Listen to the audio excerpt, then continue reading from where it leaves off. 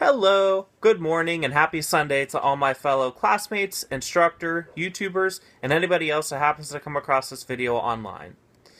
Did you know that the number one cause of death in anybody is when their heart stops beating? That's a fact that you can take to the bank.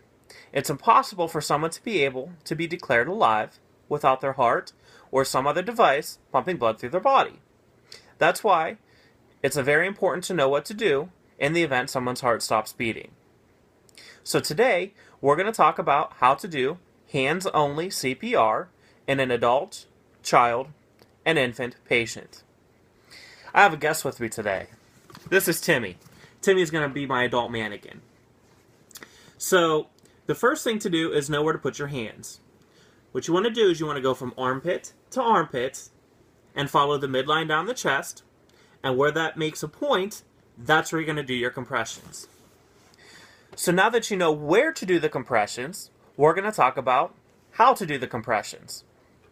So when you're doing your compressions, the first thing you want to keep in mind is you want to push hard. The second thing is you want to push fast. That's it. So on an adult patient, you want to push down at least 2 inches deep. On a child, you want to push about 1.5 inches to 2 inches. And on an infant, about 1 inch to 1.5 inches. You really want to push down about 1/3 of the person's chest. That way you're pushing down just enough to compress the heart and circulate blood through their body. If you think of the heart to be like a sponge, you squeeze the sponge, it lets out all of the water. You let go, it refills with water. The heart's the same way.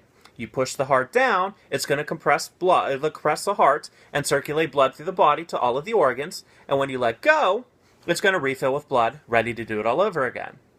So then you know how deep, next we're going to talk about the speed. Fast. If you think of the song Staying Alive, oh, oh, oh, oh, staying alive, that's about how fast you want to do CPR. About 100 compressions per minute. So knowing that you do it hard, and knowing that you do it fast, that's it. Now you're prepared to do CPR. That in and of itself is enough to raise the person's chances of survival by 40% over doing nothing at all. So knowing the simplest way of how to do hands-only CPR, you know how to save somebody's life. Now once you start doing CPR, it's very important, you really don't want to stop until somebody else more advanced takes over. So that in and of itself, again, is enough to save somebody's life. Hopefully you won't have to, but in the event you do, you'll know what to do. Thanks, and have a good weekend.